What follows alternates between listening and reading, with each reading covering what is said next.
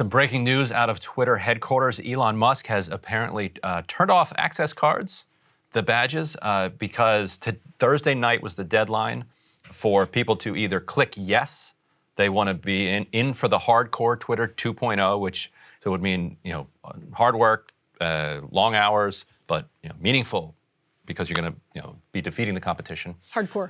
Or if you don't like that, you get 3-month severance if you do nothing. There's some reporting out there that a majority, it looks like, of Twitter employees have not yet clicked accept on the deal, which means there may be significant infrastructural collapse as a result. We'll see.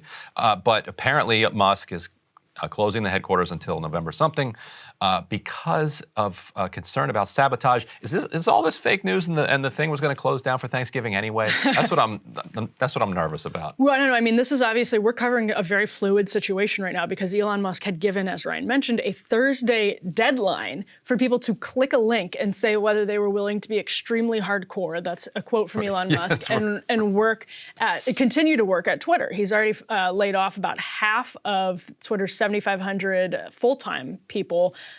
He's fired folks, and the New York Times, as of right now, is reporting that Twitter is in disarray, that badges have been closed off. They sent an email saying that they're closing the office buildings and disabling employee badge access until Monday, according to the Times. So not even for the Thanksgiving holiday, but before that. Mr. Musk, and this is a quote from the New York Times, Mr. Musk and his advisors held meetings with some Twitter workers whom they deemed, quote, critical to stop them from leaving. That's according to 4 people with knowledge of the conversation. Why not just not send them the email if you really want them to stay? Well, the people are apparently confused, according to the Times, about the company's remote work policy and want Which some he's of evolving. that softened. Yes, exactly. And so there's a tug of war happening between Twitter workers and Elon Musk right now as he tries to take a wrecking ball, basically, to the company. Now, I say this in every segment we do about Elon Musk and Twitter. I would love if he just nuked the company from orbit and got Twitter out of our lives forever. That's clearly not going to happen. In fact, he wants people to spend more time on Twitter. As he said, I love that the media, he said this just today, I believe, or yesterday, I love that the media is covering Twitter because engagement is at its highest ever. No doubt. A ton of engagement. And he joked today, pretty good one. This is 8:25 p.m. on Thursday night. He jokes, how do you make a small fortune in social media? Start out with a large one. Yeah. That's a good dad joke right there. That's also a good Trump joke. Like, how do you make a good fortune in real estate? Start out with a large one. It's generally a good recipe for success, or just although he said tip. Small fortune here, so. Well, a small $1 million loan. And so his new work from home policy that he laid out today, because it seems like he was not getting the amount of retention that he was hoping for. So the new work from home policy he rolled out was, if your manager says that you're excellent, it's his word, excellent, because he says excellence is only going to qualify at this point, not just meeting expectations. So if your boss says that you're excellent, then you can work from home. It would be nice if you would come in, say, once a week to meet with colleagues, and you have to come in a minimum of once a month. So all of a sudden, he's kind of rebuilding all of the old policies that were already in place. Like, that kind of was the policy. If you're shirking your job, managers are in general going to revoke some of the work from home policy. Don't give Sagar and Crystal any ideas. Well, hey, if we're doing a good job from home. Yeah.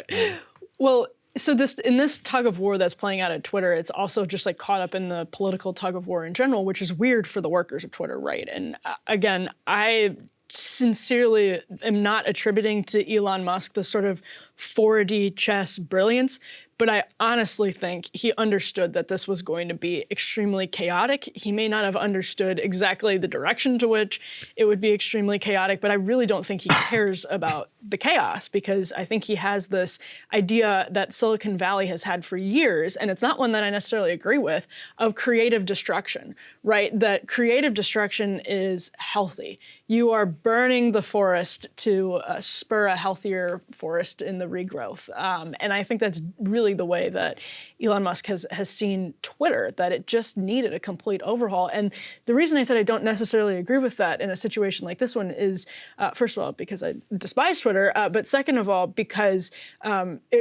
it doesn't always work that way. It really doesn't always work that way, especially when people's livelihoods are on the line, when tons and tons of money is on the line, and when the eyes of the world are on you, basically. Right. And by the way, I don't think if Elon Musk didn't want chaos, not saying this is 4D chess, but I think if he didn't want chaos, he wouldn't have put a 36-hour deadline on clicking yes to an email that meant you agreed to be, quote, extremely hardcore, knowing that people at Twitter are not necessarily friendly to his version of what the company would look like. So I don't think he's bothered by this. Whether that's right or wrong is a different question. Well, to close your office because you're worried that your staff are going to sabotage your company, which is what the reporting is. Security. Until right. Monday, that shows that you're kind of bothered. Like bothered bosses don't unbothered bosses allow their workers to come to work. Bothered, 100%, sure. Yeah, I would totally understand that he would be bothered because his sort of idea for the company. But I think like the point is that he knew he was going to have to be drastic at Twitter to shape it. Like he was saying, we're laying off half of everybody. We're gutting executives. Like I think he knew that he was always going to face resistance to it. But I think you're making a good point, which is that it seems like, locking people out of the building is a new level, even for Elon. Right, and so it seems like he doesn't have anybody around him other than sycophants at this point. Like, and if you've been watching him publicly, firing people who are, firing people at Twitter who have been criticizing what he's been doing. Okay, that's a power move. You can do that. Well, they were publicly criticized. Yeah, sure. You want to fire them, you can do that. But they were also firing a bunch of people for Slack comments that were made. Mm-hmm. No, that's true. The other move would be like, I'm the smartest guy in the world. I can land a rocket backwards. Yeah, I'm secure. I'm totally secure in my manhood and my intellectual capacity. You want to publicly criticize me? Go for it. I'm going to press you in public on your criticism. Okay, you say it's not loading on Android this quickly because of this. Tell me why. Back it up right now. Yeah. You could do that. Or you could just fire the people. But I think what's playing out at Twitter is this dynamic where you have the Silicon Valley trying to, the old guard of Silicon Valley now trying to crack down on the culture that they created. And it's playing out at Twitter. It's like Twitter is the microcosm of what's happening in the industry more broadly, where you have the Silicon Valley veterans like Elon Musk and like, the folks at Google and Facebook and all these places that have been trying to get rid of remote work and to, make from their perspective, sort of whiny millennials who air their grievances on Twitter, be more professional. I think Elon Musk sort of sees this as he is leading the movement. And that's why when someone criticized him publicly, he's like, I'm publicly weighing in and you're gone, because he sees this as part of like a bigger thing as opposed to just being about Twitter, which again, I think creates some advantages, but also some disadvantages as you're trying to manage one company and be a good steward, by the way, of people's investments, your own investment. And I also think that he misunderstands the connection between the culture of Twitter and its product. And what I mean by that, and I've, as you know, I've done a ton of reporting on kind of what you would call kind of wokeness within inside organizations and what its effect can be on the output of those organizations. But I think that Musk thinks that Twitter is bad because it censors right-wingers, and it's too liberal, and that is coming from the kind of social justice values that inspire the staff, the blue hairs and the nose rings and the cliched folks that he thinks he's at war with. Like I think that's actually his analysis, rather than these corporations that are advertising on Twitter are the ones that actually want kind of moderated content and want some type of assurances that their advertising isn't going to show up against things that are going to turn off a giant millennial or Zoomer base. And so you're actually seeing him from scratch kind of rebuild that that type of moderation and edifice in order to satisfy the corporate donors. It's a corporation. The corporate donors and Democratic lawmakers who want to crack down. They want to crack down to make sure, and that's in line with what a lot of corporations have said they want to see from places like Twitter. But I think Elon Musk's perspective is that this company is dying, and it is. Right, I mean, so he could hire a whole bunch of people from Bulgaria who have no interest in our culture wars, and they would eventually come to the same conclusion that the last Twitter did, because they're trying to bring in corporate advertising. Now, I don't think it should be a corporate-funded thing. I think it should be a public trust. That's a whole separate issue.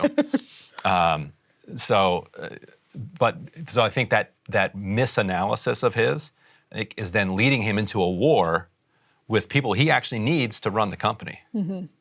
Well, there's that element of it, because it's also impossible to function in Silicon Valley or in corporate America right now without dealing both with the corporations who are under the sway of some of the reporting that you've had. The internal dynamics of leftist groups are also present in corporations, and so it's much bigger.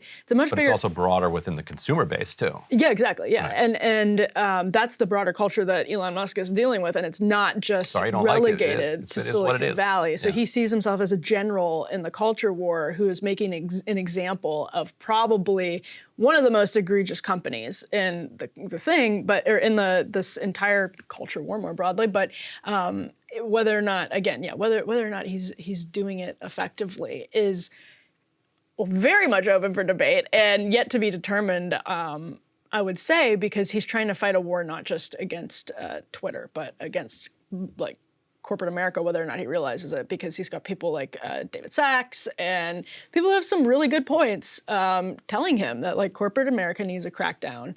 You can lead the way, and that's obviously easier said than done.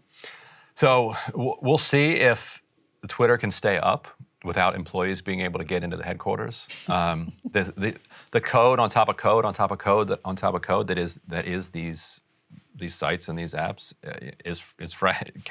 it's somewhat robust, but not. It can't handle that much neglect. We'll find out, won't we? I guess we will. So in the meantime, everybody's posting their newsletter. So if Twitter breaks, read my newsletter. Bad news at Substack. He's so paranoid about this. I am. So yeah, but also if you follow read me on Ken's Twitter, newsletter. Read Ken Klippenstein's newsletter over at Substack.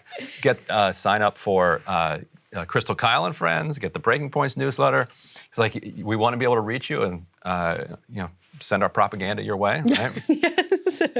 Where can they find you in case Twitter blows up? Well, subscribe here to Breaking Points, of course. Yes, obviously, I figure everybody already is. But. That's right, and Federalist Radio Hour. But it'll be a new world if Twitter actually really does collapse, which I don't think it will. Somebody will buy it. If he does accidentally break it, somebody will buy it out of bankruptcy, and because it's too valuable. It's too important to powerful when it comes to IP. Yeah, absolutely. But it could be gone for a while. In the meantime, sign up for my newsletter.